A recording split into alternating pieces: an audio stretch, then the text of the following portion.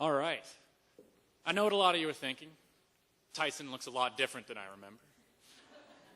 But for those of us that know Tyson, we know you cannot contain that man's enthusiasm and passion for cannabis into a 10-minute speech. And so here I am, honored to be here in his stead. We've got a lot of history to get through. Let's jump right in. Like many of my peers, I was raised with a very singular view of cannabis. That cannabis was dangerous, a drug that would make you stupid, drop out of school, and become a loser. A gateway drug that would lead to harder, heavier drugs. However, throughout all of human history, cannabis has only been illegal for less than 1% of the time. 1%. At Oregon's Finest, we foster a culture and an environment that helps destigmatize cannabis for our employees, for our customers. Cannabis was growing prior to human existence, and it will probably continue to grow long after we're gone. If we are to imagine that metaphorical Garden of Eden, you better believe there was some of that sticky icky in there. And perhaps it wasn't an apple that gave Adam and Eve their knowledge, but some of that good. So if cannabis has only been illegal for less than 1% of its use, what has it been doing all this time? Well, it starts about 6,000 years before the Common Era, when cannabis seeds and oils were used in China for food. Cannabis was used to make textiles and noted to have healing properties. Cannabis is mentioned in almost every major sacred text, being it in one of Hindu's 7 sacred herbs, or listed as by the Zoroastrians as one of the good narcotics. Cannabis makes its way to Greece and to Rome, Africa. Spaniards bring cannabis to the New World, introducing it to Chile. Angolian slaves brought cannabis with them to sugar plantations, allowing them to plant it between their crops of sugarcane. By the turn of the 19th century, Napoleon takes a team of scientists and they invade Egypt. Now, not only did they discover the key to deciphering ancient texts in the Rosetta Stone, but they also found that good. They bring it back to France. Now, everyone is pretty excited about this except, Napoleon himself, who introduces the first formal penalty in recorded history for cannabis. Now, maybe the little guy was just mad that the plants were slightly taller than he was. Now, cannabis makes its way into America as well. And by the 1850s, cannabis had entrenched itself in American life. In fact, it was listed in the U.S. Pharmacopoeia, a public standards of setting authority for all prescription and over-the-counter medications. It listed cannabis as a treatment for numerous afflictions. Cannabis in America became so en vogue that hash parlors began popping up all over the country. In fact, in 1853, hash parlors were so banging that in New York City there was said to be over 500 of these dens alone. In 1889, an article in The Lancet outlines the use of cannabis for opium withdrawals. 128 years ago, we knew cannabis could help with opium addiction, and yet today we still have people dying on the streets from heroin. Now we get into a little bit of the more modern times. And in the early 1900s, the U.S. saw a large influx of immigrants from Mexico after the Mexican Revolution. These new Americans brought with them their language, culture, and customs, such as the use of cannabis as a medicine and a relaxant, which wasn't necessarily new to Americans at the time. But what was new was the way these new immigrants used cannabis. They smoked it. Smoking Mexican immigrants sometimes referred to as the cannabis plant as marijuana. This is when we begin to see a paradigm shift with how we view cannabis. See, we were already familiar with the term cannabis because it showed up so frequently in our medicine cabinets. However, the term marijuana was foreign. So, unsurprisingly, when the media began preying on fears that the public had about these new immigrants, they started spreading propaganda about this marijuana, claiming that disruptive Mexicans, with their dangerous behaviors, were destroying the good moral fabric of society. Sounds a little familiar, doesn't it?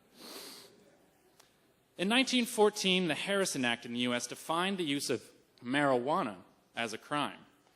Within the next few years, the U.S. begins to prohibit cannabis for non-medical use, beginning with California, Texas, Louisiana, New York. In 1936, reefer madness is made to scare those youth away from the dangerous drug.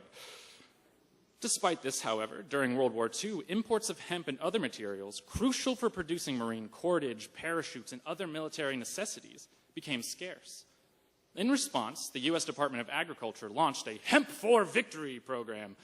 This encouraged farmers to plant hemp by giving out seeds and draft deferments to those who would stay home and grow hemp. By 1943, American farmers harvested over 375,000 acres of hemp. Grow hemp for your country. It's the American thing to do.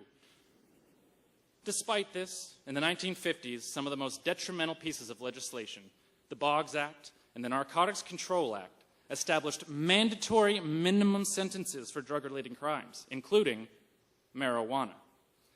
A first cannabis-related offense carried a minimum sentence of 2 to 10 years, minimum, with up to $20,000. There's some light. The 60s happen, and a more lenient attitude towards cannabis spreads throughout the cultural climate. In 1970, the nonprofit NORML, or the National Organization for the Reform of Marijuana Laws, is formed. By 72, the bipartisan Schaefer Commission, appointed by Nixon, considered laws regarding cannabis and determined that personal use of the drug should be decriminalized. Nixon rejected this recommendation, however, and instead formed the DEA and used cannabis as a tool to disenfranchise voters who disagreed with his platforms, primarily hippies and African Americans. Despite Nixon's best efforts, however, in 1974, High Times is founded. And throughout the 70s, 11 states decriminalized cannabis, and most others reduced their penalty. And can we all guess which state was leading the charge in decriminalizing cannabis? That's right, Oregon, 1973. We are the first state to decriminalize cannabis. We should be proud of that.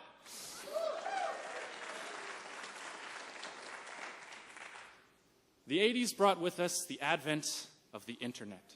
And with that, people had a brand new cross-cultural platform through which they could safely discuss the plant, its growing needs and different methods, uses. However, by 1986, mandatory minimums of the 50s had mostly died off. So President Reagan saw fit to sign the Anti-Drug Abuse Act, reinstituting mandatory sentences for drug-related crimes. Possession of 100 cannabis plants received the same penalty as possession of 100 grams of heroin. A later amendment under Bill Clinton established the 3 strikes rule, requiring life sentences for repeat drug offenders and using the death penalty for drug kingpins. In '89, Bush Sr. reinstates Nixon's idea of a war on drugs and gets the CIA, and military involved with drug prohibition efforts, funneling massive amounts of taxpayer dollars into the effort of the war on drugs. Despite all of this, however, in 1996, our great neighbors to the south, California, love them or hate them, legalized cannabis for medical use. They weren't the first. They were the first, but they weren't the last, however. More and more states began to follow suit, and today more than half of our country has legalized medical cannabis in one form or another. And more Americans are beginning to realize that cannabis isn't as dangerous as they told us it was. And as we all begin to see how powerful and useful this plant truly is, surely the ignorant strongholds of the last few decades will crumble and fall. When we think about cannabis, let's not obsess about the 1% of the time it has been illegal, but instead remember that 8,000 years ago, our ancestors lived harmoniously with this beautiful plant. And as we, as humanity, continue to evolve, let cannabis evolve with us. Let us continue this evolution in finding new and creative ways to introduce cannabis into our day-to-day lives, and let's end this awful stigma forever. Thank you very much.